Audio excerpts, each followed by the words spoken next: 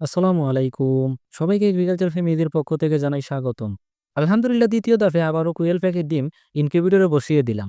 আর ইনকিউবেটরে ডিম বসানোর জন্য কোয়েল পাখি আজকে সারাদিনে যে ডিমগুলো পেড়েছে সেগুলো আগে তুলে নিলাম। আর এমনিতে ব্যস্ত থাকার কারণে সারাদিনে কোয়েল পাখির ডিম আমি তুলতে পারি নাই। যার জন্য কাঁচাতে অনেক ডিম জমা হয়ে গেছে। তারপরে একটি পাত্রের মধ্যে কাঁচায় থাকা সবগুলো ডিম তুলে নিলাম ইনকিউবেটরে বসানোর জন্য। আলহামদুলিল্লাহ আজকে মোটামুটি বেশ ভালোই ডিম পেড়েছে।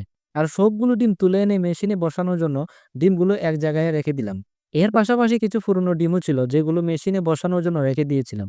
তো সবগুলো ডিম একত্র করে জীবাণুনাশক স্প্রে দিয়ে ডিমগুলো ভালো করে স্প্রে করে নিলাম। আর ডিম বসানোর আগে অবশ্যই প্রত্যেকবার ডিমগুলো ভালো করে জীবাণুনাশক স্প্রে দিয়ে ধুয়ে নিবেন অথবা স্প্রে করে নিবেন। এতে করে যে রোগ জীবাণুগুলো ছিল সেগুলো দূর হয়ে যায়। জীবাণুনাশক দিয়ে ডিমগুলো ভালো করে স্প্রে করে নেওয়ার পর ডিমগুলো সারি সারি করে ইনকিউবেটরে বসিয়ে দিলাম। আর এখানে একটি কথা বলে রাখি, সেটি হচ্ছে মেশিনে ডিম বসানোর সময় সবসময় ডিমের মুখ ফ্যান আর লাইট যেদিকে থাকবে সেদিকে মুখ করে বসাবেন। আর ডিমের মুখ লাইটের দিকে মুখ করে বসালে ডিম ফোটার হার খুব বেশি থাকে।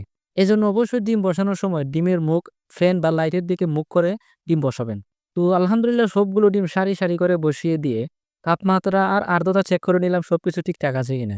আলহামদুলিল্লাহ মোটামুটি সবকিছু ঠিকঠাকই আছে। আর আগামীকাল থেকে হিসাব করে দিন গণা শুরু করব। তো এই ছিল আজকে ইনকিউবেটরে কোয়েল পাখির ডিম কিভাবে বসাতে হয় সে সম্পর্কে আলোচনা। বন্ধুরা, ভিডিওটি যদি ভালো লেগে থাকে তাহলে লাইক, কমেন্ট ও শেয়ার করে দিবেন। আর কোয়েল পাখি পালন সম্পর্কে যদি কোনো প্রশ্ন থেকে থাকে কমেন্ট করে দিন। আমি পরবর্তী ভিডিওতে সেটার উত্তর দিয়ে দিব ইনশাআল্লাহ। আর নতুন যারা এখনো আমার চ্যানেলটি সাবস্ক্রাইব করেননি, এরকম নিত্য নতুন ভিডিও পেতে এখনই চ্যানেলটি সাবস্ক্রাইব করে পাশে থাকা বেল আইকনটি অন করে রাখুন। সবাই ভালো থাকবেন। আল্লাহ হাফেজ।